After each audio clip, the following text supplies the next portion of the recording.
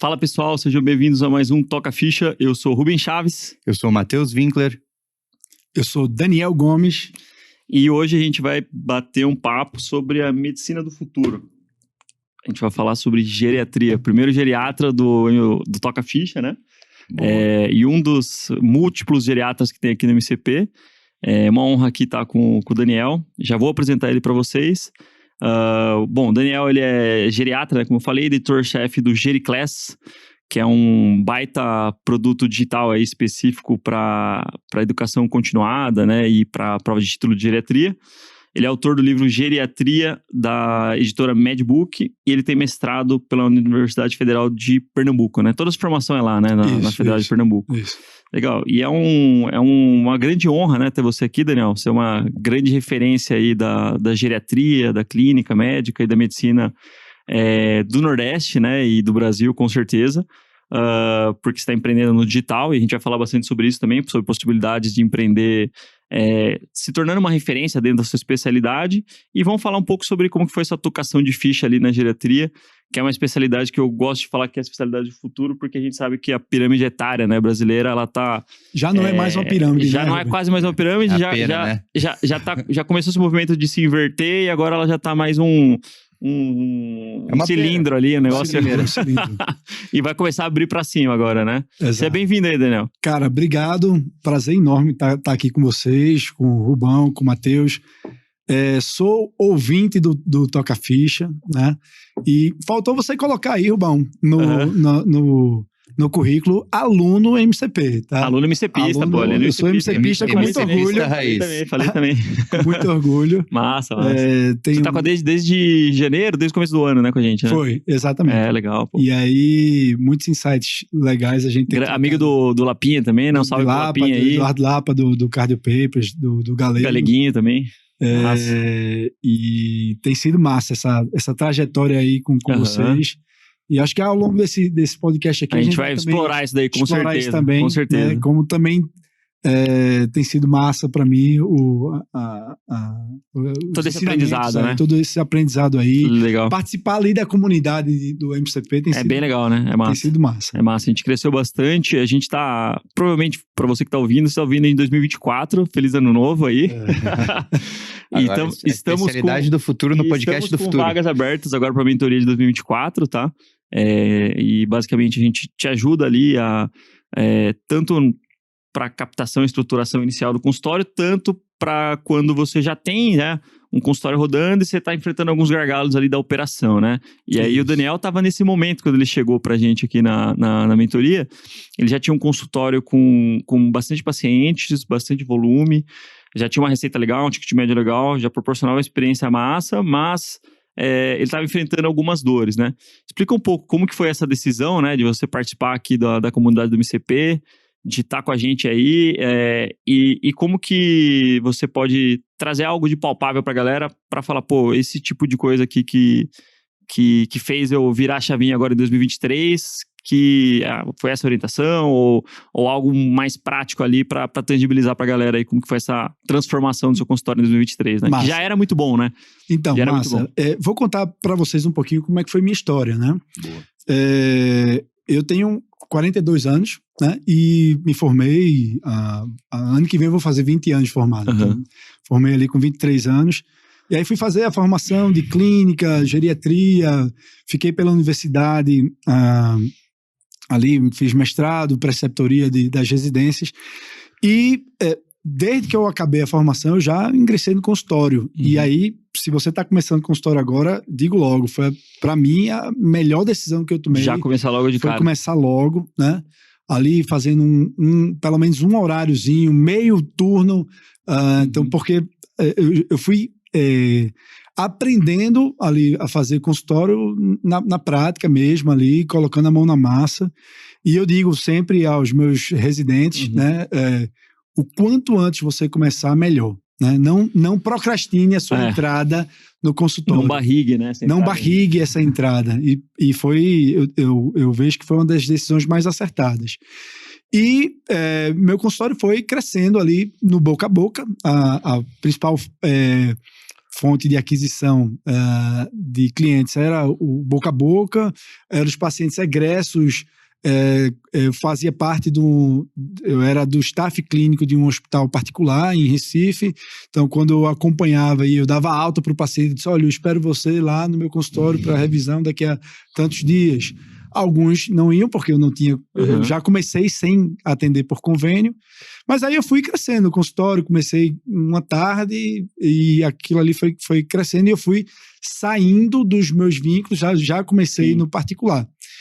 E aí, passados esses anos todos, ao longo dos anos, felizmente, o consultório foi crescendo e hoje é a minha fonte. Começou a se consolidar ali no cenário de Recife. Começou a se consolidar no cenário de Recife, paulatinamente, progressivamente, eu fui aumentando o ticket da consulta, fui ganhando expertise, know-how de lidar ali com o paciente particular desde o começo. Né? Eu já comecei com um paciente particular. Aí uma pergunta, assim, nesse seu gancho inicial que você está falando, e já, desculpa até te interromper. A galera tem uma crença, cara, que às vezes o particular não dá certo no Nordeste, né? Tem muita gente que fala isso, às vezes, e não, aqui em Fortaleza, aqui em Recife, Maceió, na Paraíba também, né, de uma pessoa. Como que você enxerga isso daí? Como que você acreditava nisso ou não? Como que você sentiu o mercado quando você começou, então, né? Porque hoje você está numa realidade, muito legal, e você já estava nessa realidade quando você entrou, né? Exato. Eu tinha essas angústias, eu tinha esse medo. Pô, por que uma pessoa vai pagar uma consulta particular? Com aquela cara de 26 anos de idade, de novo, alguns entravam na porta e é aqui mesmo, né? Então... Imagina, você tá com 42, você já tem cara de jovem pra caramba, com 23 você devia parecer uma criança. Então, assim, eu tinha esse medo, eu tinha essa angústia, eu acho que essa é uma angústia que todos acabam vivenciando. Então, eu enxergava que talvez fosse difícil, e alguns diziam, não, cara... Começa com um convênio, porque tu enche teu consultório mais rápido e aí você vai desmamando do convênio. Aí você vai fazendo essa transição. E você vai fazendo essa transição. E eu conheço muita gente que fez esse caminho. Tá até lá até hoje. E tá lá até hoje. Né? Acaba que... Não que seja impossível, tá? Eu acho que é até possível fazer essa transição, mas eu não acho que é o caminho mais fácil. Porque é meio que quase começar do zero, entendeu? Quando você tem um consultório muito cheio de convênio e precisa migrar para o particular. E você tem o seu principal concorrente, que é você mesmo no convênio, né? Enquanto na outra forma, tu tinha os outros vínculos paralelos, então tu não estava concorrendo contigo. Exato, então eu tinha os outros vínculos e tinha ali uma tardezinha de consultório, que muitas vezes eu ligava no começo eu ligava para a secretária, Ildete, o nome da secretária é Ildete. E aí, tem quantos agendados hoje? Aí ela... fazia aquela pausa, eu já sabia que a notícia era péssima. Doutor, olha, hoje não tem ninguém. Aí eu disse, tô chegando aí porque eu vou lá e pelo menos vou ficar estudando, vou fazer alguma coisa. Bom demais. E não foi uma nem duas tardes. E você foi quando que você abriu o consultório? Porque você formou na medicina, provavelmente no começo da década de 2000. Aí na geriatria... Eu me formei em 2004, comecei a fazer consultório em 2009. 2009. Depois de... 2 anos de clínica e mais e aí fiz a geriatria e aí ainda na minha formação de geriatra eu comecei a entrar no consultório. Ô Daniel, só um ponto assim relacionado com o que o Rubão falou também. Eu vejo muito no pessoal dentro do MCP que o pessoal entra e a gente vai conversar com eles querem que o consultório cresça. Daí tu vai ver a rotina do sujeito, ele tem todos os turnos da semana ocupado. E dele tem um turno para o consultório. E aquele turno ele tá até meio cansado, com preguiça às vezes de pós-plantão. E daí, não tem paciente hoje, eu não vou e tal. E a pessoa espera que o consultório cresça. Eu achei muito legal que tu falou assim, cara, eu independente de não ter nenhum paciente, tô indo aí, vou ficar aí. E é nisso de tu às vezes criar um tempo para estar lá, mesmo sem ter demanda, que a demanda vai surgir, as pessoas ficam esperando o movimento reverso. Eles acham, não, eu vou aumentar os períodos quando aumentar a demanda. Exatamente. Mas eles não criam a possibilidade para isso. E as pessoas, de forma geral, por exemplo, as pessoas que falam assim, cara, não dá certo e tal, não funciona. Tem muita gente que tem essa postura. A tua postura foi, vou tentar, vou deixar um turninho e eu tenho as outras coisas para fazer e eu vou construindo. as pessoas que acham que tem que dar certo imediatamente. Exatamente. Né? As pessoas são muito imediatistas e o plantão é mais fácil, é um dinheiro certo ali que cai na conta no final do mês. E consultório tem que ter paciência, né? Não é da noite para o dia que as coisas vão dar certo. Então, o começo foi difícil, mas eu dizia, não, eu tenho que estar disponível para... A disponibilidade é importante, cara. Eu tenho que estar disponível. E aí eu comecei a pensar também que eu precisava estar disponível para as demandas que fossem surgindo. Então, eu costumo dizer para os meus residentes, olha, o ideal até que se você não quiser ter uma tarde de consultório toda, pelo menos metade de uma tarde, de 2 tardes, talvez seja até melhor do que uma tarde inteira, porque você está disponível na segunda-feira, alguém que liga na sexta-feira ou no final de semana, você diz, olha, na segunda-feira eu estou lá, e se alguém que liga na terça, quarta-feira para vocês, quinta-feira eu já estou lá. Legal. Metade de um turno, 2 vezes por semana, talvez seja mais interessante para quem está começando. Porque você tem que estar disponível. Aquela pessoa que só faz o consultório a cada 15 dias, alguém liga no dia seguinte que você ter feito o consultório, não, olha, só vou poder vê-lo. Nesse período, nesse tempo, a pessoa já foi atrás, já procurou outro profissional e você perdeu a possibilidade de... Ou já foi curada pela natureza, né? Exatamente. Então, você tem que estar disponível. Se você ficar inundado de plantão, se encher de plantão, e você não pensar que aquilo ali é um investimento, o seu consultório, muitas vezes, teve vários meses que o valor que eu pagava para alugar ali o espaço era o valor que eu recebia. Eu nunca tive prejuízo, mas a conta empatou muitas vezes no começo, né? Então, é preciso ter paciência. É uma construção, né? Mas o que é que eu tinha em mente? Não, eu vou prestar a melhor medicina que eu puder prestar. Tudo que eu sei, eu vou colocar a faca entre os dentes e vou aqui investir em fazer um bom atendimento, prestar um bom atendimento ao paciente e aos familiares, gerar no paciente uma boa experiência, agregar muito valor e vamos lá, que vai dar certo. E aí foi no boca a boca e até hoje a minha principal fonte de aquisição de pacientes é a indicação de paciente. Mas aí, respondendo a sua pergunta, né, como é que eu vim parar no MCP? Aí, ao longo dos anos, ok, estava Daniel Gomes, o consultório, pessoa física, estava indo ok, mas o que eu até estava comentando antes da gente começar aqui a gravação com o Matheus é que, cara, eu saio de férias com minha esposa, meus filhos, paro ali o consultório 15 dias, se eu não estou pedalando, a bicicleta cai. Né? E se eu não estou ali presente no front, a roda não gira. Você pega uma gripe, uma jeca, já... Pega uma gripe, R$10.000. Covid, e aí vai lá, a receita cai assustadoramente. Então, eu precisava fazer a roda girar de outra forma. Né? Eu gosto da assistência, adoro, mas eu precisava sair também do papel só de assistente para papel de gestor, de empreendedor.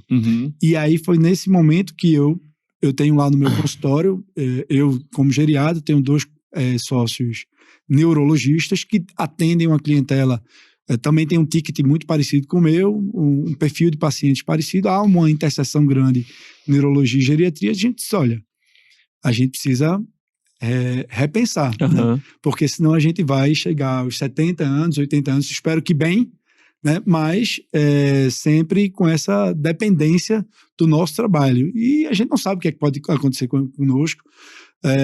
Pode ser que aconteça de a gente ficar ali sem poder trabalhar durante o período, a gente tem que ter outras fontes de receita, né? Eu acho que o problema não é, às vezes, nem trabalhar ou não trabalhar, é a questão de estar realmente preso e se sentir dependente. Preso. Né? Então, eu quero trabalhar até os 70 anos porque eu quero. Por querer.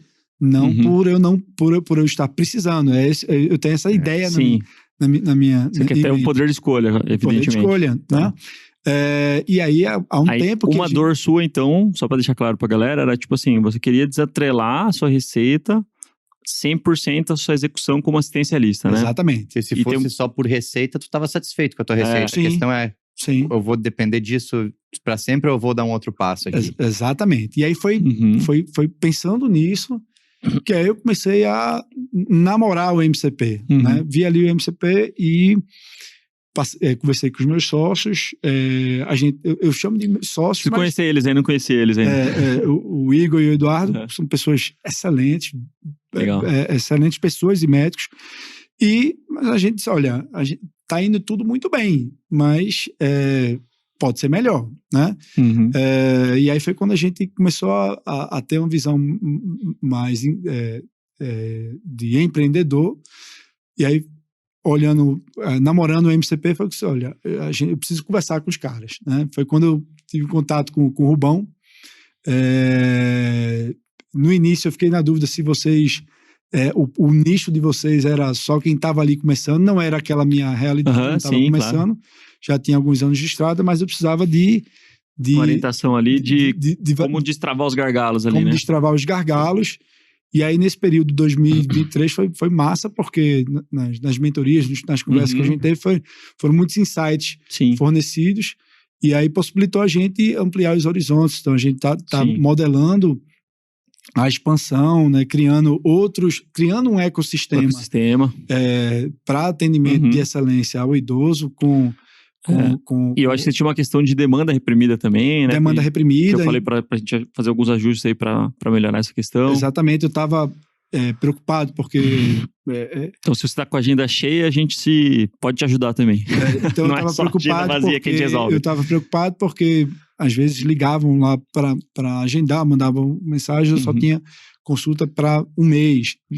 Isso para um cirurgião plástico, para um dermatologista, ok, é aceitável, a pessoa espera um mês, mas o idoso não pode esperar um mês. E isso era um problema, né? Então, eu disse, olha, eu preciso ter outros players aqui comigo,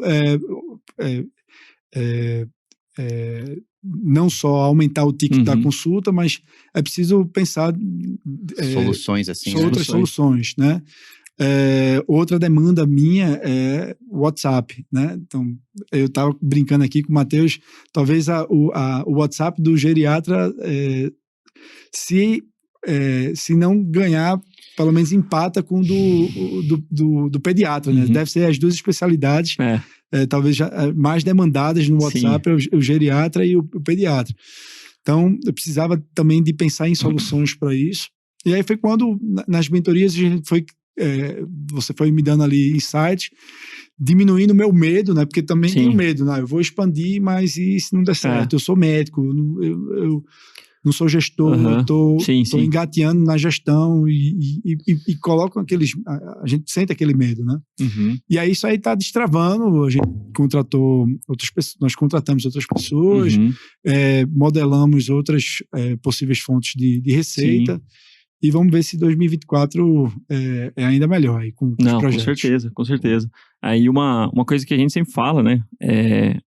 As pessoas, elas querem ter agenda cheia até o dia que chega a agenda cheia e isso se torna um problema, né? Porque você tem que manejar um delta tempo de agendamento, porque seu agendamento começa a ficar muito longo, né? Muito pra frente. E aí você tem várias maneiras de você desenrolar esses problemas aí, né? Uma delas, a gente está falando de uma taxa de ocupação próxima de 100%, né? Uma delas é você aumentar o ticket médio, porque existe uma demanda reprimida e provavelmente você já tem uma reputação quando você chega nesse momento nessa cidade e você já está validado, vamos dizer, como médico especialista, referência na sua especialidade. E aí é bom você ter dados para você embasar a sua tomada de decisão. Então, o NPS, que é o Net Promoter Score, que a gente fala, que é basicamente aquela famosa pesquisa de satisfação. Ela vai garantir que você está fazendo um movimento de aumentar o ticket baseado muito na percepção de valor que já existe dos pacientes e numa demanda que é representada pela taxa de ocupação acima de 80%, 90%, que já era a sua realidade. Eu não lembro se já estava coletando ou não o NPS, mas a gente já tinha essa percepção de que a galera já via com muitos bons olhos sua consulta, seu acompanhamento e tal. E aí, para começar a resolver, a gente...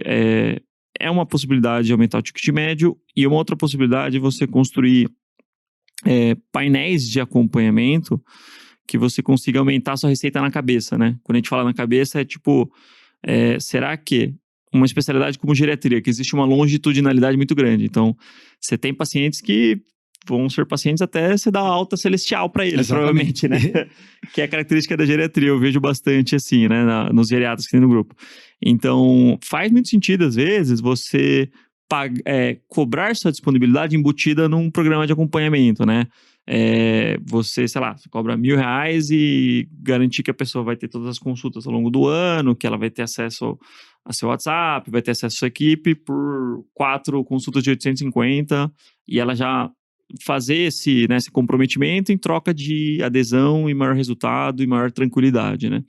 Então, a gente começa a olhar para os dados, para os números, para a realidade, né, dos alunos mais amadurecidos, e a gente começa a entender que tem muita coisa boa que dá para construir, e aí a gente começa a entender também que um dos maiores ativos de qualquer empresa do mundo são os clientes. E se você já tem os clientes, esses clientes eles podem consumir outras coisas que naturalmente eles vão precisar consumir na jornada. Então, você estava falando aqui da polissono, né? Exato. Então, frequentemente o idoso tem apneia, tem problema de sono, às vezes tem essa inversão, né, do ciclo sono-vigília.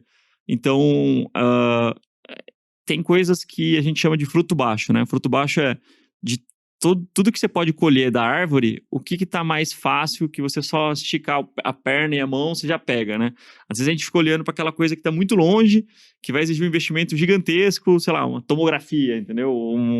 Uma tomografia com emissão de pósitos lá, PET lá, CT, scan, que às vezes você usa, pode ser que você peça às vezes.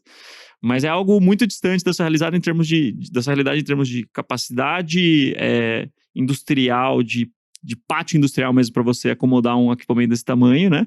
Investimento e às vezes até de necessidade de clientes. Agora, a polissono já não. A polissono já é um investimento bem mais baixo, que os seus clientes já têm uma prevalência muito grande, já distúrbio de sono e que você comprou e que você vai começar a rodar e aí já tem uma nova alavanca de receita que faz parte da jornada do seu cliente e aí você está vendendo o quê?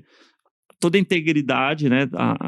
Você está vendendo in-house, né? Todas as soluções que o seu cliente precisa e a percepção de valor vai aumentar ainda mais, porque ele percebe que você se preocupa com detalhes e facilita a jornada dele também em termos de pontos de contato de agendamento. Em vez de ter que fazer 2, 3 agendamentos, a sua secretária faz um só e resolve tudo isso. Ele fica ali dentro do ecossistema. Exatamente. Né? Ele vai ter mais pontos de contato com a clínica, ele vai lembrar mais facilmente de que está na hora de voltar para a reavaliação. Ele pode alimentar o sistema ali, indo para nutricionista, para um outro profissional não médico que atua ali, que tem muita interseção, né, na geriatria com terapeuta ocupacional, com nutricionista, com fisioterapia. E a polissonografia foi um exemplo disso. Exato. Que a gente pensou. Eu e meus sócios são neurologistas. Prevalência de apneia do sono no idoso é altíssima. Você já pediu um exame? Eu já pedi esse exame. A demanda por polissonografia na nossa clínica era muito alta, né? Todo dia, vários pacientes, a gente solicitava polissonografia e a gente pensou, olha, por que a gente não agrega esse serviço aqui, né?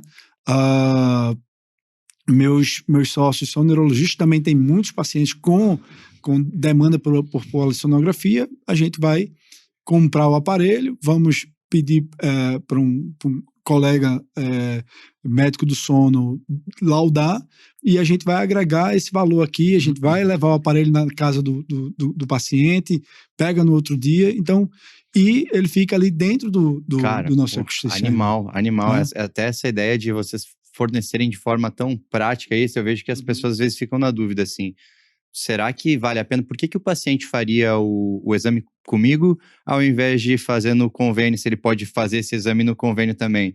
E as pessoas às vezes presumem que o paciente vai optar por não investir naquele exame e ir para o convênio, mas é uma presunção que é errada, porque se tu vê a facilidade que tu gera, imagina isso. O paciente ele tem que sair da sua casa, um idoso tem que sair da sua casa, às vezes o familiar tem que levar ele para dormir numa clínica, com um monte de coisa ali na cabeça dele e tal, enquanto ele pode ter outra opção, que é pagar aí um valor X e ficar na sua casa tranquilo, na sua rotina normal. O motoboy vai lá, leva para ele o aparelho, no outro dia pega de novo. Eu não sou idoso, eu pagaria já por isso, já pagaria por essa comodidade. Então, a gente pensou nisso, né? Bom, vamos adquirir o aparelho, vamos fornecer mais esse serviço. Então, a ideia do MCP foi muito boa porque fez a gente olhar para os números. Olhar para os números, né, de forma objetiva e ir atrás de, dentro do nosso, do nosso pool de pacientes, que serviço a gente pode agregar para essa população, né? Coisa que faz sentido, que vai gerar valor para eles. Né? Vai gerar valor para o paciente, vai melhorar a percepção. Você não vai vender palavra cruzada para ele, né? Essa ideia de só por vender, né? Essa ideia de vender, já vi muita gente falar, cara, eu fico sem jeito de oferecer para o paciente o meu serviço, sendo que ele pode fazer isso de graça por fora. Mas peraí, pô, sem jeito por quê? Se o que tu tá oferecendo facilita a vida dele. Tipo, nada mais justo, tipo, tem que oferecer isso com bastante confiança e segurança, porque, se ele puder fazer, é muito melhor para ele, tá? Dando opções, assim, o cara tem a opção de escolher. Com certeza. E outro insight importante também que a gente, conversando, foi entender a importância do pós-consulta. Né? O Matheus faz uma mentoria de pós-consulta, né? E era algo que eu fazia, mas não de uma forma sistemática, né? Para alguns pacientes eu fazia, mas acaba que por uma questão de tempo mesmo eu não tinha. E aí a gente, lá no serviço, lá na clínica, a gente agregou mais um play agora. A gente contratou uma enfermeira que ela ajuda a gente agora no pós-consulta, ela faz os pontos de contato alguns dias depois da consulta para saber se ficou alguma dúvida, se está tendo alguma dificuldade na implementação do plano terapêutico. E ali, além de ajudar, de entregar valor para o paciente e a família, né, a gente tem tido um feedback muito legal, é mais um ponto de contato que a gente acaba oferecendo com o paciente / família, e aquilo ali faz com que o paciente, a gente esteja ali no top of mind do paciente e da família. A enfermeira da equipe de Dr. Daniel entrou em contato para saber se está tudo bem. Para saber se está tudo bem. Olha, isso daí desafogou. Fiquei com a dúvida aqui. Por acaso isso daí desafogou teu WhatsApp? E aí a enfermeira também filtra, porque os primeiros contatos, demanda por receita, alguma intercorrência, passa primeiro pela enfermeira, né? E ela filtra o que é urgente, o que é que não é urgente e já me passa. A família percebe que alguém, né, da minha equipe já está ciente daquela demanda, e aí o que é importante ser respondido rápido, é respondido rápido, né? Eu consigo, porque a enfermeira faz esse filtro. Olha, doutor Daniel, entrou em contato família do paciente e tal, tá tendo uma intercorrência X, então eu consigo entrar em contato rápido. O que pode acontecer de que eu estou ali numa consulta, emendo com outra consulta, posso não ver o WhatsApp e aquela intercorrência passar horas sem ser respondida, né? Sem eu entrar em contato. Então isso me trouxe mais tranquilidade também, né? Então tem sido muito útil. A implementação também de ferramentas de comunicação interna, que o Matheus lançou aí a ideia, né, lá no consultório, de usar um Kanban, né? Kanban ali para facilitar o fluxo, né, de trabalho Trello, e tal. Facilitar o fluxo de informações internas. Também tem sido muito bacana essa implementação, né? Então foi uma baita aquisição, o MCP, fazendo aqui o jabá. Tem uma hora que o WhatsApp não dá mais, né, cara? Exato. Tem uma hora que o WhatsApp satura ali, você perde eficiência, né? Que a gente tá falando assim, eu acho que tem um número mágico no consultório que é 20 pacientes. Então, se você tá ouvindo, você já passou dos 20 pacientes, você vai ter problemas de processos. E aí você vai começar a perder eficiência e as coisas vão ficar bagunçadas, vão ficar caóticas. E aí isso é super normal em qualquer empresa. E aí a gente precisa olhar para quê?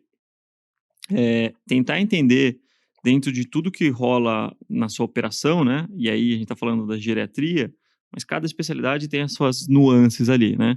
Um cirurgião, ele vai ter um fluxo cirúrgico, né? Até o paciente chegar, né, na consulta, diagnosticar, fazer o exame, propor terapia, fazer todo esse dossiê ali para o convênio, para aprovar o hospital, não sei o quê, pagar, o paciente depois receber o reembolso. Então, é uma jornada longa, assim, né? Então, quanto mais a gente pega essa jornada, que é atritosa para a maior parte dos pacientes hoje no Brasil, traz clareza para o paciente. E aí, o que eu sempre falo, você só vai trazer clareza para o paciente se tiver clareza para você. Então, desenha essa jornada, né, do seu paciente. Quais são os diagnósticos mais comuns que você atende e quais são os produtos, entre aspas, que você mais oferece dentro da sua especialidade, do seu nicho. Se é uma cirurgia, então desenha essa jornada cirúrgica e vê onde estão os pontos de atrito e onde estão os gargalos. Você tendo visibilidade, você consegue criar processos para ser mais eficiente, né, nesses que catalisem gargalos, suavizam esses momentos de atrito e facilita a vida tanto do paciente quanto do seu time mesmo, de você mesmo, né? Porque muitas vezes uma coisa que eu percebo. Hoje eu faço pós-consulta lá com o João Paulo, né, que é nosso estagiário lá, um salve aí pro João.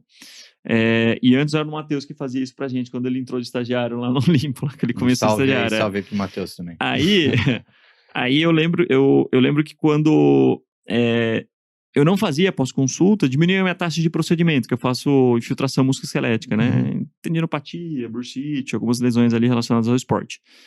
E aí, quando eu não tinha o follow-up do paciente, o paciente se perdia e não voltava. Então, eu perdia a LTV, né? Eu perdia a cauda longa ali.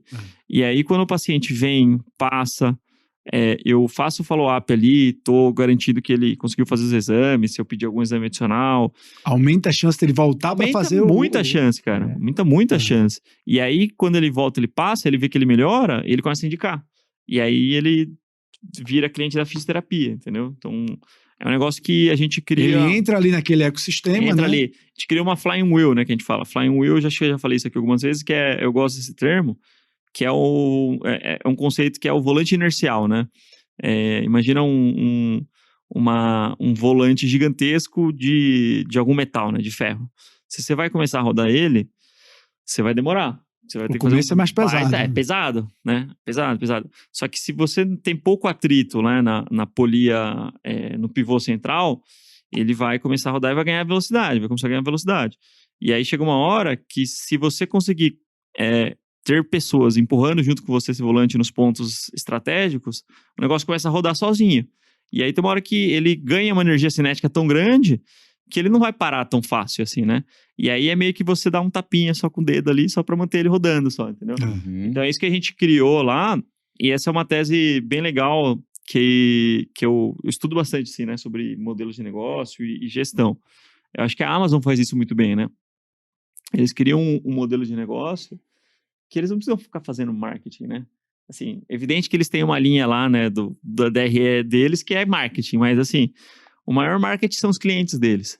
E são a penetração que ele tem nos mercados mundiais e a capilaridade que ele tem em produto e os insights que eles têm, por exemplo, de... Beleza, eu comecei a vender livro e fiquei muito bom em vender livro e vi que buy one click é uma coisa que a galera curte, né? Então, facilidade para comprar, um site intuitivo, né? E entrega rápido. Logística, começaram a mexer em logística.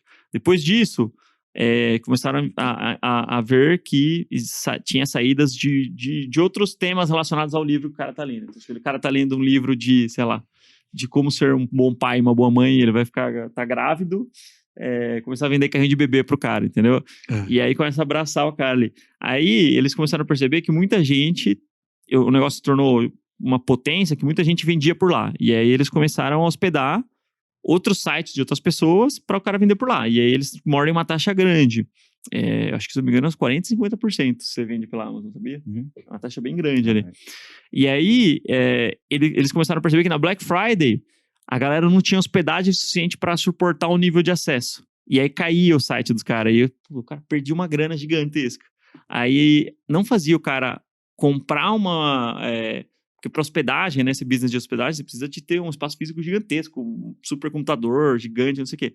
E eles tinham lá. Eles começaram a alugar. E aí eles criaram a AWS, entendeu? Então o cara que já vendia lá dentro começou a pagar mais dinheiro pro cara ainda, além da taxa da transação comercial, para ter acesso à hospedagem que de uma maneira mais transitória, entendeu? É como se fosse um coworking de hospedagem ali. O cara empresta ali nos períodos de maior tráfego e aí ele não vai ter esse problema, né? E pô, funcionou, explodiu o negócio, tanto que o maior business hoje, acho que o maior volume de receita deles é a AWS. Então, assim, quando você vê os caras começam a dominar toda a cadeia produtiva, começam a verticalizar muita coisa, e o negócio roda sozinho, assim, e claro, a marca vai crescendo, a marca vai se expandindo, ao ponto do prefeito de Manaus agora ter, prefeito, se era governador do Amazonas ou prefeito de Manaus, falou que ia conversar com o Jeff Bezos, porque tá usando o nome do estado sem autorização, vai cobrar royalties. Mas é isso, eu acho que a gente tem muitas possibilidades de... se você já tem um público já fiel e uma base recorrente, o custo de isso aí aquisição, vale muito. O custo de aquisição é baixo, porque já está ali na teia, né? Exato. É você oferecer uma esteira de produtos, né? Exatamente. E aí começar a fazer parcerias. Porque se você expõe parceiros estratégicos para o seu negócio, você pode ter um desconto de algum serviço, entendeu? Então, a gente faz, por exemplo, com parcerias de marcas esportivas. A gente já tem um pool de atletas amadores que consomem num ticket alto ali na Olimpo, e aí eles patrocinam a gente em troca de visibilidade na camiseta, por exemplo, que a gente tem lá na Olimpo, lá da equipe de físio, que a gente tem uma parceria com a Fila, inclusive a gente patrocina de maneira recorrente a maratona deles aqui em São Paulo, né, para 4.000 corredores. Então as coisas começam a surgir. Atuar de forma sinérgica, né? Começa a atuar de forma sinérgica e o negócio vai fazendo sentido. Só que tem que ter um negócio que é fundamental, que aí a galera tem dificuldade às vezes de fazer negócio, porque a galera não é muito coesa, sabe? Às vezes quer tipo, inovar demais, assim, né? Quer reinventar a roda, ou o cara quer ser o Elon Musk. Quer oferecer coisa que não faz sentido para o público. Então, o mais importante é você ter certeza e ter essa sensibilidade de que o que você vai oferecer para o seu público faz sentido, que você vai ter demanda e em algum momento você ter isso in-house. Aí você tem duas opções. Ou você pode ter soluções in-house, né, que é tipo, criar aqui a ergospirometria, ultrassom. Eu vi também, quando eu comprei o ultrassom, que a maior parte dos meus pacientes precisava de um exame de imagem, porque eu atendia basicamente lesão. E aí, isso começou naturalmente a aumentar meu ticket médio, só que começou a atrair mais pacientes. Virou uma nova porta de leads, porque eles sabem que um dos grandes diferenciais meu é ter ultrassom na clínica e já fazer um ato único ali, né, da consulta. O que não é uma coisa tão fácil de achar assim, mesmo numa capital grande como São Paulo. E aí isso se tornou um diferencial. Aí agora a gente tem a Ergospiro, né, que o Matheus faz lá os exames lá. Então, inclusive, para quem é corredor aí, pode marcar lá seu Ergospiro agora no começo do ano com o Matheus, que ele tá com a agenda aberta lá. Você vai ter uma tabela aí, uma zona de treinamento. Exato. Filé. E aí, a gente agora tá com crioterapia, com recovery lá no Itaim. Então, tudo o que a gente tá colocando... Faz sentido, Faz né? sentido, e aí é aquela coisa. A gente só coloca coisas e gasta dinheiro com coisas que vão reforçar a flying wheel nossa, né? Que é o nosso volante inercial. Se não for para rodar na mesma direção que já tá rodando, vai frear o negócio, aí não faz sentido. Você pode ganhar dinheiro que for. Então eu não vou colocar lá, sei lá, um psiquiatra, pelo menos no primeiro momento, porque vai exigir um ambiente diferente, uma pegada diferente. Eu acho que hoje não encaixa dentro da nossa tese, da nossa proposta de valor, né? Por mais que o cara queira pagar muita grana para atender com a gente, eu não vou abrir mão do que já está funcionando e que já está rodando. Então, acho que quando a gente pensa em negócio na área da saúde, você não tem que pensar unicamente na linha de receita que aquilo vai trazer. Você tem que pensar nas oportunidades e na sinergia e como que aquilo vai potencializar o negócio continuar girando e às vezes até acelerar essa rede de encaminhamentos que você começa a criar. Então, a fisioterapia, a nutrição, tudo isso acelera a rede de encaminhamentos para mim mesmo, que acelera a rede de encaminhamentos para os outros profissionais. Então faz muito sentido, né? E quando o paciente está lá para fazer a fisioterapia, ele está mais propenso a lembrar que ele está na época de voltar para você. Claro, né? Claro. Aumenta meu LTV. Aumenta, né? porque aí o cara tá me vendo ali. Eita, ó, mês que vem eu tô aqui, viu? Exato. Agora para vou avaliar. Ruben. Lembra, às vezes, até de indicar, né? Putz, tem uma pessoa lá no meu trabalho que tá machucado e eu vou mandar uma mensagem aqui, entendeu? Isso aí você vai criando pontos de contato mais recorrentes e vai meio que impregnando a marca na cabeça da pessoa, né? Se torna também um negócio de confiança, se cria uma confiança muito grande, né? Pro geriatra, eu acho que isso é muito forte, né? Qualquer questão de saúde que teu paciente tenha, ou que até a família dele tenha, eles vêm recorrer a ti para perguntar uma opinião, até se não é da tua área, né? Sim, eu tenho lá no consultório vários exemplos, cases que eu acompanho 3 gerações diferentes, né? A avó, a filha e a neta, né? Então, começou pela avó e aí a confiança foi gerada, a filha e a neta. Como geriatra tem uma formação de clínica muito forte, né? Para ser um geriatra, você tem que ser, antes de mais nada, um bom clínico. Então, acaba tem muito disso, né? Porque acaba sendo o médico ali que acaba sendo a referência ali para a família, né? Então, é comum isso. Legal. Quando tu entrou aí no MCP, tu estava me contando que tu foi exposto a um ambiente, até trocando ideia com o Rubão, trocando ideia com o pessoal, vendo a galera falar sobre inovação. Isso daí ativou em ti uma ideia de empreender, né? Até em outras frentes e, pô, esse ano para ti foi uma explosão, porque tu começou a amadurecer essas questões que tu falou do consultório, começou com outros 2 sócios, a Gericlass, que no primeiro ano já bombou, até fazendo o teu jabá, né? Teve das pessoas que prestaram prova de especialidade, de especialista, o título para geriatria, 52% dos aprovados fizeram... 54% dos aprovados fizeram Gericlass. Então, foi um produto, algo que vocês estruturaram, assim, nesse ano. E, então, foi um ano de muita mudança. Para quem estava ano passado de uma forma, tu começou a abrir, assim, várias frentes. O que destravou em ti, assim, essa coragem, esse ímpeto de fazer realmente? Então, o digital vem um pouquinho antes, já tem... Eu comecei o Gericlass no ano passado, tinha um outro perfil, que era o Envelhecer com Saúde, que é mais voltado para o público final, né, para o público leigo. Para paciente mesmo. Para paciente. E só que quando eu criei o Envelhecer com Saúde, eu percebi que muitos profissionais de saúde, médicos, começaram a seguir e gostar e mandava dúvidas. Eu disse, olha, tem muita gente aqui, eu vou criar, vou segregar, né? Vou fazer uma cisão, manter o Envelhecer com Saúde mais para o público leigo e o Gericlass. Em 2022 a gente criou o Gericlass e, cara, foi muito bom o crescimento. E esse ano a gente já vinha lançando alguns cursos menores e esse ano a gente lançou um baita desafio que foi fazer o curso preparatório para a prova de título. E aí foi muito, muito bom. Foi muito difícil estruturar tudo isso. Sim. Deu muito trabalho. Foi a Flying Wheel, né? A Flying Wheel, no começo ali muita esforço. Muito esforço, muita carga horária grande, muitas horas de aula. Você pasta mesmo, né? Dá uma pastada boa no começo, né? Quando você começa a empreender, e aí foi muito suor. Mas, graças a Deus, o feedback foi fantástico. Os alunos adoraram e, enfim, tem sido muito bacana ver a evolução aí dos alunos e vários alunos ficaram bem próximos da gente. E o aprendizado de gestão que tu teve através do consultório do MCP, tu acha que ele foi, de alguma forma, conseguiu transferir? Também. Tudo isso, esses insights que você vai adquirindo, você vai... jogando para outras áreas da sua vida e então foi muito bacana, sem dúvida alguma isso catalisou também o processo, né? E aí acabando aí 2023 com sensação de dever cumprido, mas querendo 2024 bem interessante também. Continuar desenvolvendo aí toda a sua tese, né? Legal. Uma coisa que eu acho que é interessante, né? Dentro da geriatria, eu vi que tem uma startup, acho que até já virou um unicórnio já. Agora eu não vou lembrar o nome.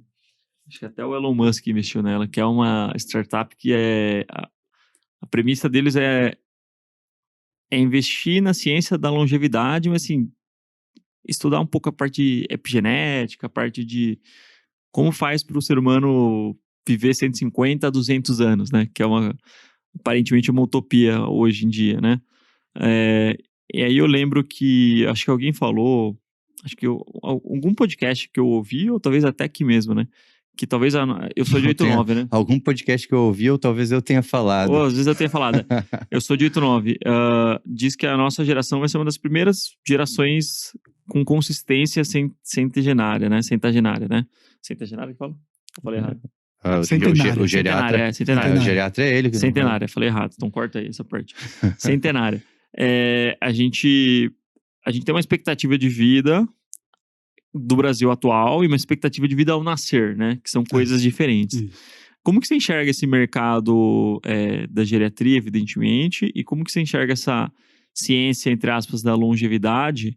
E aí eu não tô falando do Cinto Brega que fala que é médico da longevidade, não é nada, né? Eu tô falando, assim, de gente que estuda isso de fato e que tenta entender, assim, tem esse estudo das Blue Zones, né? Que você já deve ter visto, então, já. Que achei uma coisa bem interessante, pra gente falar.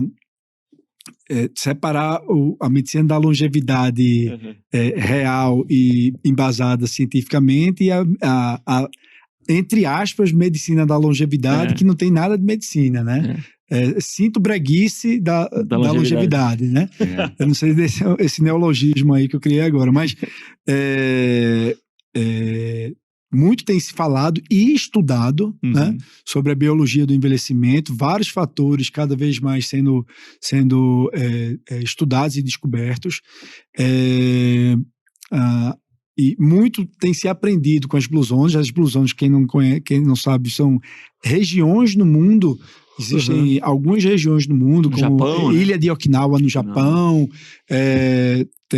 na Itália tem um local na Califórnia, são alguns locais conhecidos por ter uma alta concentração, densidade demográfica de centenários, né? E aí, muito tem-se... Aqui no Brasil tem uma cidade no Rio Grande do Sul, agora me fugiu o nome, vou lembrar, mas é uma cidade no Rio Grande do Sul também que tem uma grande população de centenários, e aí se vê que existem vários fatores, é multifatorial, né, desde aspectos nutricionais, né, até lá no Japão eles usam um termo chamado Hara Hashibu. Não sei se vocês já ouviram falar. Hara Hashibu é um termo que diz que a Siri já ouviu falar. A Siri já ouviu falar. A Siri já ouviu falar. Hara Hashibu, que é você comer até ficar 80% satisfeito apenas. Tá? No sentido que você não deve sair da mesa empanturrado, com a sensação de que não cabe mais nada. Lá eles têm a ideia de que você não precisa comer até ficar cheio, você come até ficar 80% satisfeito. Isso vai garantir que você tenha o quê? O menor consumo energético, restrição de calorias, e a restrição calórica é algo que sabidamente está relacionado ao aumento da longevidade. Além do que, lá em Okinawa, eles têm um senso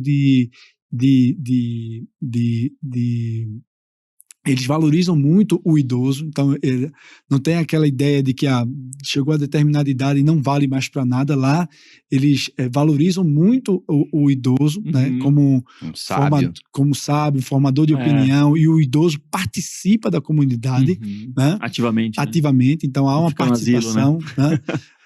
Do idoso. O idoso, ele é ativo na sociedade, né? Isso é muito importante para o funcionamento, para o idoso manter-se ativo, funcional, né? Isso melhora a reserva cognitiva e tem vários benefícios de se manter ativo socialmente. Eles lá têm a prática de atividade física acima da média, né? Então lá, contato com a natureza, enfim, existem várias características que são estudadas, não é uma única...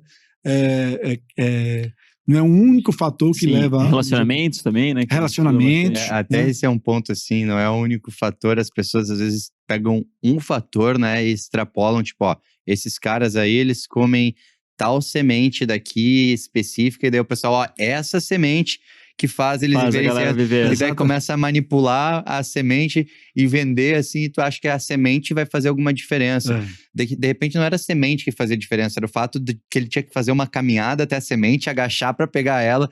Tem todo um outro contexto, né, nesses lugares. E acho interessante que todos esses lugares, assim, o padrão alimentar é diferente em cada um deles, que o pessoal come muito o que se produz na terra local. Mas se tu pegar as coisas em comum, é nível de atividade física, não exercício, atividade física durante o dia. As pessoas têm mais movimento e tem essa questão muito forte da convivência social, né? Eles vivem mais, valorizam mais a comunidade, a família, que a gente meio que se isola. E atividade artesanal também, eu acho, né? Que é uma coisa que... Essa questão da atividade física está muito relacionado, não ao esporte necessariamente, né?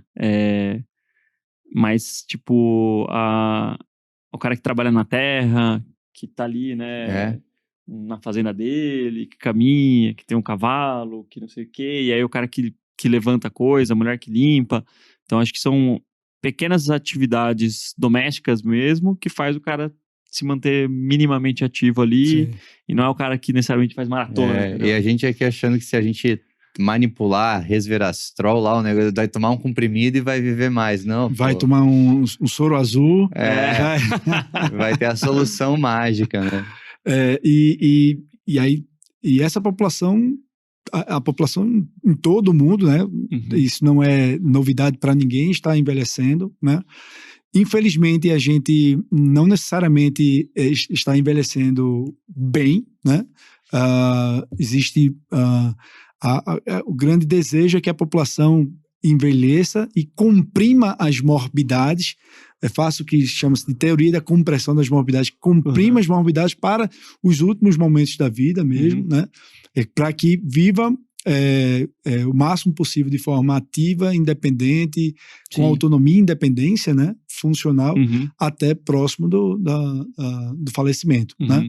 Mas infelizmente a gente ainda vive aqui, muitos vivem muitos anos, mas com vários anos de incapacidade. Né? Incapacidade, né?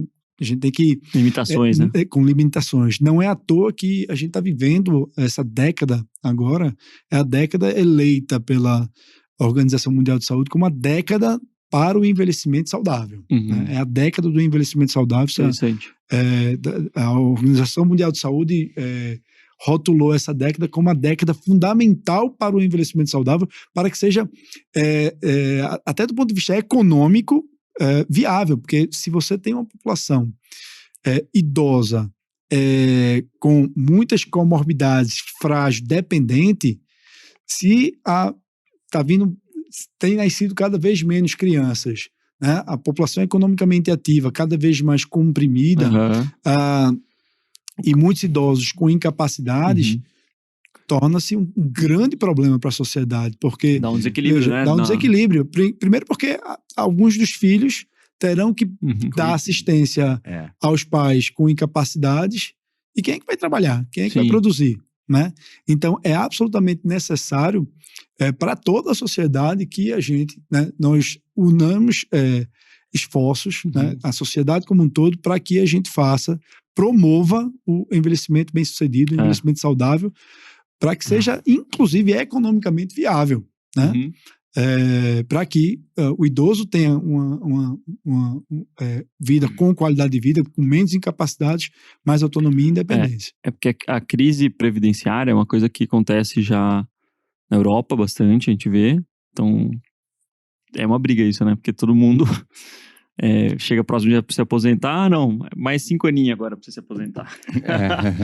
E assim, não tem muito o que fazer, porque se não houvesse esses ajustes, uma hora o negócio quebra.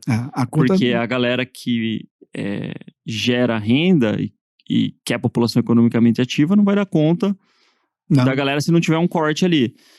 Só que ao mesmo tempo, a gente vê que existe essa perspectiva da gente, e é uma discussão até um pouco filosófica, da gente não só promover uma melhor qualidade de vida para esses idosos, né? E é naturalmente tudo que a gente está falando aqui, de o cara não ser aquela coisa estigmatizada de, né, sinônimo de fragilidade, mas ao mesmo tempo esse cara ser, de alguma maneira, produtivo, pelo menos não onerando outras pessoas, entendeu? Deixando a galera trabalhar e beleza, vai receber a aposentadoria dele, mas ele vai estar super ativo, e às vezes até rodando a economia, né? Indo no teatro. Social, Isso. Né? Rodando ali a máquina ali da economia. Tem e algum papel social ali dele. Então, acho que esse é o desafio. E aí, uma pergunta, assim, pra você. Você tem pacientes médicos, assim, idosos? Porque é algo também preocupante, né? Porque o médico, ele tem, caracteristicamente, uma epidemiologia diferente da que a população normal, em média, pelo menos no Brasil, né? Como que você vê, assim, os pacientes idosos, assim, hoje, Eu tenho muitos médicos? pacientes médicos, né, idosos, e, claro, não dá para generalizar, porque a população idosa é a população mais heterogênea, é a população idosa, né? Mas, via de regra, os médicos, a gente brinca dizendo que são os pacientes que mais negligenciam sua própria saúde, né? Passou muito tempo ali trabalhando bastante, né? Negligenciando os cuidados, o autocuidado, né? Casa de ferreiro, espeto de pau é a regra para o sedentarismo, né, na medicina. Sedentarismo, né? Então, automedicação, né? É outra característica também comum. Então você mais a cabeça dele open bar. Vou tomar esses 3 aqui. Toma um pato aqui. Então, depressão, doenças mentais, psiquiátricas, também tende a ter uma prevalência maior na população de pacientes médicos. Então, é um desafio. Claro que você não dá para generalizar, tem aquele médico que sempre se cuidou. Eu espero que eu seja esse paciente também. Estou procurando me cuidar. O ano de 2023 foi muito bom também para mim, porque eu bati meu recorde de atividade física. Não, você tá forte, pô. E estou quase batendo um treino por dia. Legal. Quase. Você tá fazendo o quê? Musculação, natação e corrida. Né? Legal. Bom. Querendo ver se entro no triatlo aí. Mas a regra não é essa. A gente sabe que muitos médicos, colegas nossos mesmo, a gente vê... Total. Cara, eu vivo numa bolha, assim, a gente vive numa bolha de medicina esportiva, porque daí a gente tá no meio das pessoas, dos médicos que praticam esporte, que gostam de esporte. Nós dois, a gente tem esse viés muito grande de os nossos colegas médicos todos praticam esporte. Mas se tu olhar a grande massa, eu que sou residente, vejo ali na residência, vejo no hospital o resto do pessoal, cara, tu vê gente assim, jovem, que tu pensa, caraca, o bicho tá com cara de doente. Dá pra ver, olhando no olho dele, eu vejo que o HB dele é 8. Exatamente. Os caras tão mal. Eu vejo festa de final de ano, de encontro de faculdade, muita gente que não tá se cuidando, né? Então vai envelhecer mal, vai envelhecer com multimorbidades, vai fragilizar mais rapidamente e a gente precisa mudar essa... A reserva muscular, ela é muito importante, né, para o envelhecimento, né? A gente sabe disso aí, a gente estuda bastante da medicina esportiva e a gente vê que cada vez mais a galera que... E aí tem vários estudos que mostram isso, né?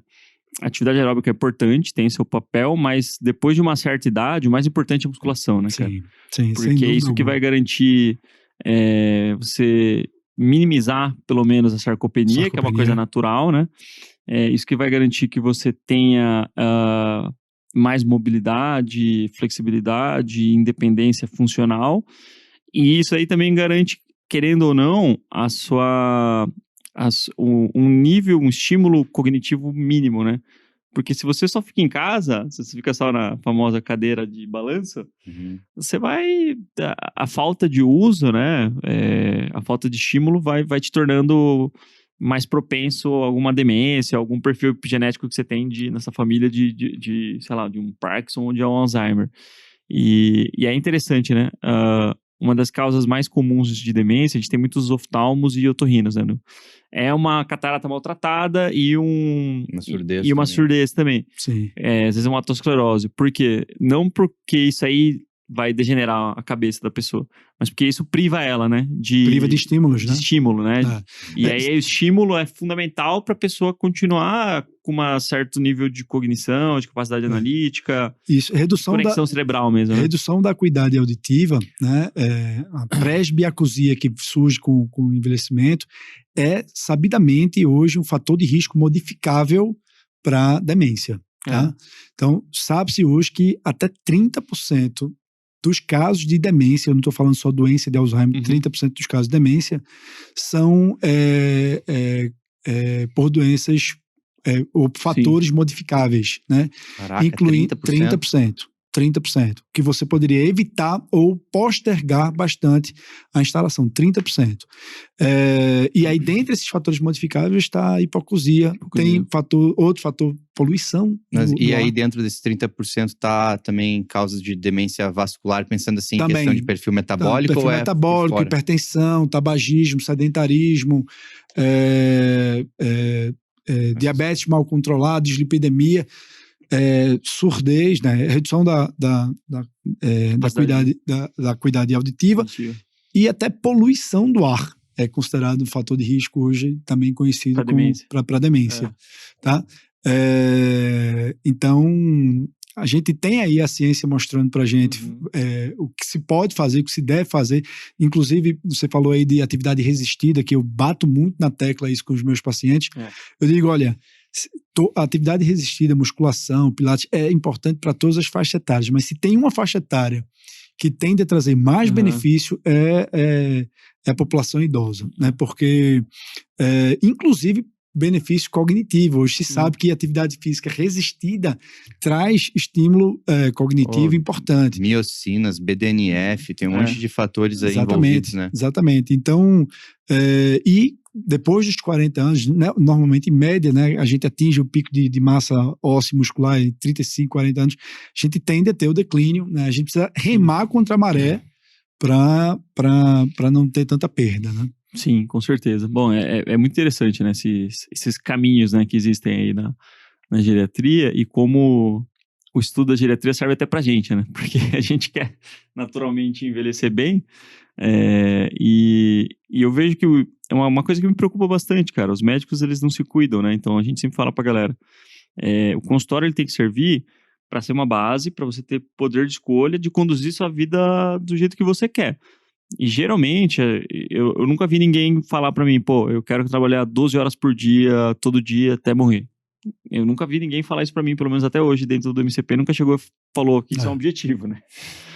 As pessoas querem cada vez mais, conforme vão envelhecendo, trabalhar menos. Cara, é normal, é natural. O Daniel não é o primeiro aluno do MCP que botou o shape em 2023. Já teve o Diego Anselmini, ele também começou a treinar, começou a conseguir encaixar um treino na rotina dele. Tem uma galera que quando começa a ter um maior controle ali no seu consultório e largar outros vínculos, começa a botar, tipo, na sua rotina o treino. Até ontem tava falando com uma aluna que é pediatra, que ela organizou um pouco o consultório e voltou aí mais pra academia. Então a gente tá vendo a galera ficando mais fora o crescimento no âmbito profissional, isso acaba se refletindo num crescimento no âmbito pessoal, porque essas pessoas, elas estão entendendo que se elas limpam algumas horas dessa semana, elas não são obrigadas a botar mais trabalho, mas elas podem e você trabalha melhor, né? Vida pessoal. Você fazendo atividade física, você passa a ser mais produtivo, você tem funcionamento melhor, né? Você está menos ansioso, você tende a procrastinar menos, você tende a ser mais objetivo, mais focado. Então é uma cadeia de eventos benéficos que começam a surgir. É uma flying um hábito angular. Mas aí eu tava falando, tem uma coisa uma das coisas que eu mais fiquei chocado assim na vida foi quando eu tava, na época que eu dava plantão, né, que eu era tocador de ficha, lá em Mariporã, lá. Acho que o Vitor deve lembrar disso daí, hoje ele não tá aqui, mas ele deve lembrar. A gente tava plantão com um senhor. Ele nem era tão senhor assim, tá? Devia estar 62, 63. Depelcítico. E ele dava plantão com cilindro de oxigênio, cara. Cilindro de oxigênio. Caraca. E tava ali porque provavelmente não porque ele queria. Precisava, né? Exatamente. E assim, e eu lembro de conversar com ele, ele tinha algumas coisas meio bagunçadas ali na vida dele, né? Já tinha alguns divórcios nas costas, falta de planejamento financeiro, né? Uma série de coisas, né? Não dá pra julgar ninguém, né? Cada um tem a sua história. Às vezes o cara veio do menos 30 e só dele já ter conseguido virar médico já foi uma vitória na vida dele. Mas eu vejo que tem muito médico que tá com 50 a mais, vamos dizer, e não tem o poder de escolha de desacelerar. E aí acho que o consultório ele serve muito para isso também, né? Para proporcionar uma vida no qual a pessoa consiga desenvolver não só mais saúde, né? Por, evidentemente, menos estresse, menos cortisol, mais atividade física, mas também mais propósito de vida também, né? Sim. Que o médico, é meio perigoso isso, né? Porque uma hora o cara, ele entra no automático e ele vira quase que um Uber, né? O Ícaro de Carvalho fala isso. É um Uber de luxo. O cara ganha bem, mas ele assim, ele tá tocando ficha lá no convênio, ele não tá se conectando com o paciente, você entendeu? Ele não sabe nem o nome dos pacientes. Ele é mais um ali. E não é culpa dele necessariamente, assim, o sistema ter se desenrolado para isso e tá piorando, infelizmente, né? Porque tá cada vez mais precarizado. Mas talvez ele não saiba que ele tem uma possibilidade de ele sair desse ciclo vicioso, né? De aproveitar mais a vida e sentir mais o gosto da vida mesmo, né? Sim. De fazer as coisas com mais calma. Eu tava conversando hoje com o Matheus Barcelos, que já vem aqui, né? Aluno nosso, ortopedista, trabalha com a gente lá na Olimpo. Ele falou, cara, eu andava muito ansioso antes, e aí a coisa que mais me marcou antes de entrar no MCP foi um dia que eu sempre vivia atrasado, porque eu saía do ambulatório, 30 pacientes, ia pro hospital operar, ia ao centro cirúrgico e não sei o quê, e depois ia correndo buscar minha filha na escola, sei lá, tem 2 anos, 5:30 da tarde, não podia atrasar, né? E vai intercalando com a mãe. Aí falou, e aí acendeu um sinal de alerta quando eu saí correndo do hospital, essa loucura, né, da vida tradicional do médico, e esqueci de falar com o familiar de uma cirurgia que eu tinha feito. E era uma, sei lá, alguma fratura, alguma coisa, um paciente mais idoso, assim. E aí ele falou, pô, mas isso é complicado, né? Não dá pra esquecer de falar com o familiar depois de uma cirurgia, entendeu?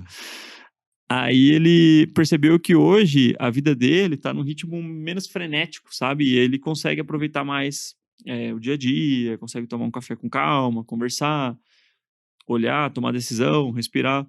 Então, acho que esse é o maior benefício, né, no longo termo, né, no médio e no longo termo, que o médico tem de ter o consultório como principal fonte, como principal canal de crescimento, né, na carreira e principal força motriz aí da carreira. Quer dizer que você vai ter 100% dessa renda no consultório? Depende, vai depender do que você quer. Tem gente que gosta, às vezes, de dar um plantãozinho ao outro, mas vai ser uma coisa de escolha, que vai encaixar dentro da sua perspectiva de carreira profissional e da sua perspectiva de vida pessoal. Então, acho que isso é uma coisa bem importante, né, da galera analisar, como que você está conduzindo a sua vida, né? Você assumir o controle da sua vida, né? Exatamente. E não de você ser levado pelas circunstâncias. Levado, e quando você vê, a ideia, com 60 e, você tá a lá ideia é que com a molecadinha de 24 ali. Pois então, assim, é você assumir o comando da sua vida, definir para onde você quer chegar, né? E como você quer chegar, e não ser levado pelas consequências e se fazer de vítima, né? Eu vim parar aqui porque aconteceu isso e aquilo outro, e as demandas externas acabaram me trazendo para cá. Cara, intercorrências existem na vida de todo mundo, mas você precisa assumir o comando da direção, né? Ser o piloto da sua vida. Né? E acho que a ideia do consultório é bem isso que você está dizendo, Rubão, e é isso que vocês ensinam muito para os MCPistas, é assumir o controle, né? Ter um navegador, né? E saber onde é que você quer chegar e como você quer chegar. Então isso é fundamental. É que nem longevidade, né? Falando em longevidade não é no futuro. Longevidade não tá lá na frente. Começa agora. Longevidade tá aqui, tá hoje. E a gente fica esperando, como é que eu vou ter lá no futuro algo que para colher eu preciso estar plantando alguma coisa hoje e regando consistentemente isso. E a mesma coisa a pessoa pensar que não, no futuro eu vou estar diferente, eu vou acordar um belo dia, tu aos teus 26 anos poderia pensar assim, não, eu vou ficar só em todos esses vínculos que eu tenho, porque daí quando eu tiver uns 35 anos, aí eu vou fazer um consultório que vai bombar. E daí tu chega nos seus 35 anos, tu ainda tá dependente de um monte de vínculo e tu nem plantou a sementinha. Então as pessoas têm que perceber que o futuro não tá no futuro. Se a gente ficar esperando assim alguma grande coisa mudar, não vai acontecer. É muito uma coisa de decidir, né? E decisão vem de cisão. Então não tem tanto a ver com pegar uma coisa. Tem mais a ver com cortar coisas para fora da tua vida. E aí você... Caramba, hein? Filosófico, cara. Profeta. Simbologia da palavra. Essa daí eu aprendi com o Ruben Öklich, você conhece o filósofo? Nascido em 89. Muito bom. Então, a vida da gente é feita de escolhas, né? Ninguém é obrigado a seguir esse caminho do consultório, né? É bom isso que você pontuou aí. Mas, e para tudo, para a gente escolher algo, a gente precisa abdicar de outra coisa. Né? Então, por exemplo, tem situações que, ano passado, eu precisei fazer uma grande decisão na minha vida, que foi sair da universidade. Eu gostava de onde eu trabalhava, na Universidade Federal de Pernambuco. Sou muito grato por todos os ensinamentos. Foi uma grande escola para mim. Passei mais de 10 anos sendo preceptor. Fundei a residência de geriatria lá. E a residência e era preceptor da residência de clínica médica e da residência de geriatria, das duas. Muito bacana, mas estava sendo difícil conciliar, né? E aí eu estava perdendo saúde, né? Assim, vivia nessa roda viva, então só decidi que eu precisaria ter mais tempo para me dedicar a outras, ao digital e ao Gericles e ao consultório, estruturar os processos, né? E aí sinto aquela saudade boa, né? Fiz muitos amigos, tenho bons amigos lá, mas minha qualidade de vida é absolutamente diferente. Eu nunca conseguiria ter feito o que eu fiz em 2023 se eu ainda estivesse na roda viva lá, lá da universidade. Correndo atrás do rabo ali, né? Tu largou a universidade, mas tu não deixou de ser professor, isso é muito legal. Tu largou a universidade e isso talvez tenha sido essencial para a Gericles ter sido tão boa esse ano. Sem dúvida. Tu foi professor de um número gigante de pessoas, então é só... Às vezes a gente tem que abrir mão de uma coisa para conquistar uma próxima e a gente não tá desistindo de algo, né? A gente só tá começando a viver o próximo capítulo. É isso. E a escolha ainda falando de escolhas, a escolha de você ir desmamando ali os vínculos, né? Os vínculos que não te trazem crescimento e não te trazem saúde, né, física e mental, para você ir assumindo o controle, né? E o consultório é muito disso, de você ir assumindo o controle e fazendo as suas escolhas, né? Escolhendo o seu tempo, priorizando também o cuidado da sua saúde, isso é fundamental.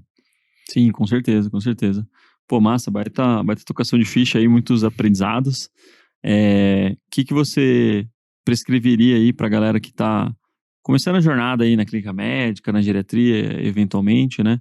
Quais são as suas dicas aí? Ele vai prescrever aquela palavra japonesa lá, como é que é? Hata Habawara? Hara Hashibu. Primeiro, comece o quanto antes sua jornada no consultório. Não tenha medo de começar. Quanto antes, melhor, né? Mas também nunca é tarde para começar. É importante ser dito isso. Tenha paciência, não é da noite para o dia, né, que seu consultório vai estar bombando e você vai estar vivendo só de consultório. Não foi assim para mim, acho que para quase todos não foi assim.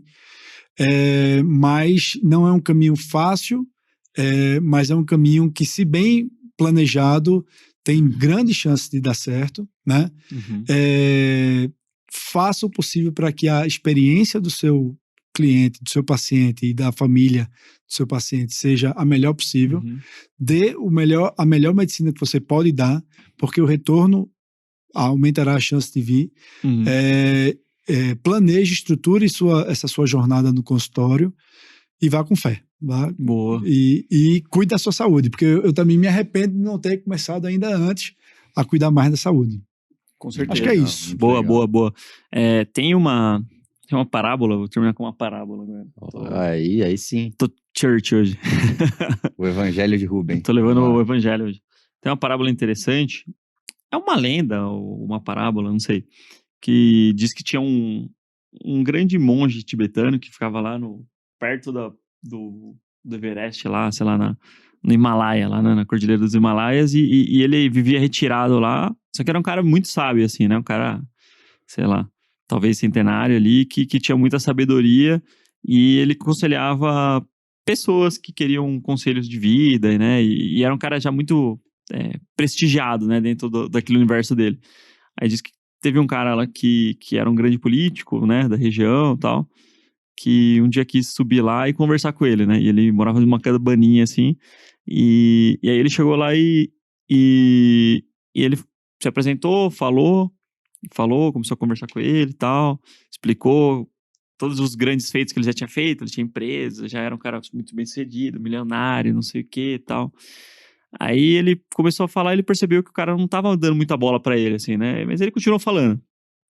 Aí o cara passou uma hora, esse cara que era um grande sábio, ele começou a servir um chá pra ele, assim, E aí ele serviu normal pra ele, e aí na hora de servir a caneca do outro, ele serviu e continuou. Aí queimou a mão do cara. O cara falando assim, pô, queimou minha mão, pô, o que você tá fazendo? Por que você tá fazendo isso? Aí disse que ele parou e foi pro quarto, foi pro seu aposento, trancou e foi embora. Nunca mais falou nada, assim. Ou seja, tipo, o cara tava com o copo muito cheio, né? O cara chegou com o copo muito cheio e ele tava falando muito de si e não tinha espaço, né? Essa foi a mensagem. Depois que ele foi entender isso, aí ele falou, puta, cara, foi a coisa mais genial que esse cara fez, né? Ele queimou minha mão de propósito pra mostrar que, cara, não tinha espaço ali pra ele introduzir nada. E eu percebo que você é um caso disso, né? Você é um cara que já tinha muito...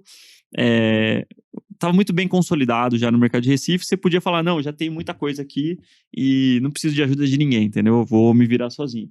Só que o que eu mais percebo conforme a gente vai crescendo conforme você vai ficando mais grande, você precisa de mais referências. Você precisa de pessoas que te ajudem, de mentores e de pessoas que já têm alguma experiência, não só do ponto de vista de business, mas até às vezes do ponto de vista de sabedoria popular também, né? Às vezes é bom a gente trocar ideia com os nossos avós, nossos pais e tal. Acho que isso é importante. E aí eu acho que isso é um elogio, né, pra você, porque você é um cara que naturalmente tá com o copo meio vazio ou vazio e poderia simplesmente se fechar, né? Falar, não, aqui meu copo tá cheio, eu sou o cara aqui que manda aqui no mercado de Recife, não sei o quê, e é isso, né? E às vezes a gente, nesse comportamento que beira, às vezes, a arrogância, que beira um pouco um comportamento um pouco, assim, de se fechar mesmo e de querer mostrar que não precisa de ajuda, as pessoas estagnam, né? Deixam de evoluir e perdem oportunidades. Então, acho que isso é uma grande mensagem aí para todo mundo que está ouvindo. Independente do momento que você tiver, você vai crescer muito. Só que tem que estar sempre aberto para outras perspectivas e aprender com outras pessoas. Você aprende desde conversando com o porteiro, com a tia da limpeza, com o cara que serve café. E a sabedoria popular é uma coisa que adiciona muito para nossa vida e também para quem já construiu negócios e que já é referência também. Acho que isso aí também é sempre um grande aprendizado. Sem dúvida. E uma coisa, bom, você falando aí, e me veio à mente também, o ambiente em que a gente está e as pessoas com as quais nós nos conectamos também exerce uma grande influência. Você está numa comunidade de pessoas que ali na comunidade do MCP, né, que tem todo ali o grupo de WhatsApp de várias pessoas com mentalidade próspera, né, e empreendedora e querendo dar certo e trazendo, cada um traz um insight diferente. Aquilo ali é muito rico também, né, vai agregando, poxa, nunca tinha pensado nisso. O colega aqui, a fulana de tal lá de MCPista lá de não sei... De Pelotas, né? De Pelotas. Que ideia bacana, eu acho que eu vou... É uma ideia boa aqui para trazer aqui. Você se expõe a novos modelos de negócio e a outras então, coisas. Você também está num local, num ambiente frutífero, né?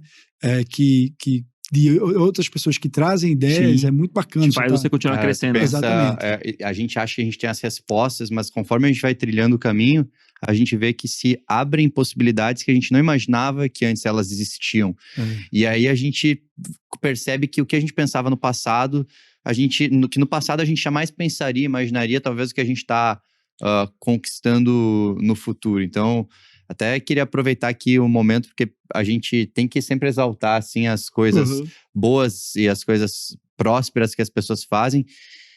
Queria aproveitar o momento para falar da Gericlass aí, né, do teu curso, que tem um podcast até para a galera que está ouvindo. E lá atrás, a gente estava trocando ideia, tu contou um pouco do processo desse ano, quanto foi trabalhado, árduo, e dos resultados que vocês tiveram, e quão feliz tu fica em ver o resultado desses alunos e tal.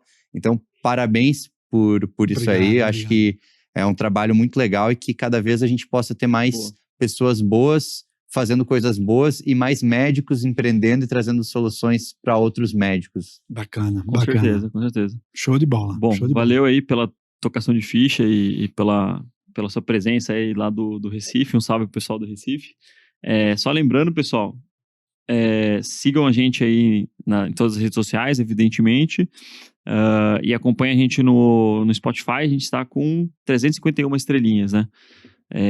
Vamos rumo às 400 aí. Se você não deu estrelinha pra gente, ainda dá aí pra nós. O ouvinte, quando estiver ouvindo, já vai ter umas 415, eu acho. E pra quem acompanha também no YouTube, vocês podem acompanhar tanto o áudio como o vídeo também no YouTube.